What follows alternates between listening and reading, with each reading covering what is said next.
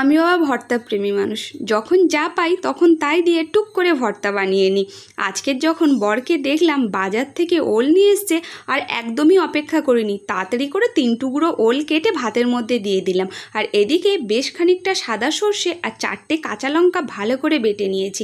আর আমাদের চালটা না বেশি ফোটে না, তাই দেখলাম ওলগুলো খুব একটা ভালো সিদ্ধ হয়নি, তাই অগত্যা আর কি করব, মিক্সার গ্রাইন্ডারে দিয়ে ভালো করে বেটে নিয়েছি। আর একটা কড়াইয়ের মধ্যে 2টো শুকনো লঙ্কা ভালো করে ভেজে নিয়েছি। আর সেই তেলের মধ্যে বেশ খানিকটা চিংড়িও ভালো করে ভেজে নিয়েছি। চিংড়িটা কিন্তু মিক্সার গ্রাইন্ডারে দিয়ে আমি বেটে নিইনি, কারণ চিংড়িটা হাতের মধ্যে ভালো করে মেখে নিয়েছি, কারণ চিংড়িটা বেশ গালে পড়বে, ভালো লাগবে। আর বড় একটা পেঁয়াজ কুচিয়ে নিয়েছিলাম, নিয়ে ভালো করে মেখে নিয়েছি। আর যে সর্ষে আর কাঁচা লঙ্কাটা বেটে রেখেছিলাম ওটাও ওলের মধ্যে দিয়ে দিয়েছিলাম, দিয়ে বেশ ভালো করে মেখে নিলাম। আর এবার এর মধ্যে বেশ খানিকটা সর্ষের তেল দিয়ে দিয়েছি। আর ভর্তাতে সর্ষের তেল ছাড়া অসম্পূর্ণ।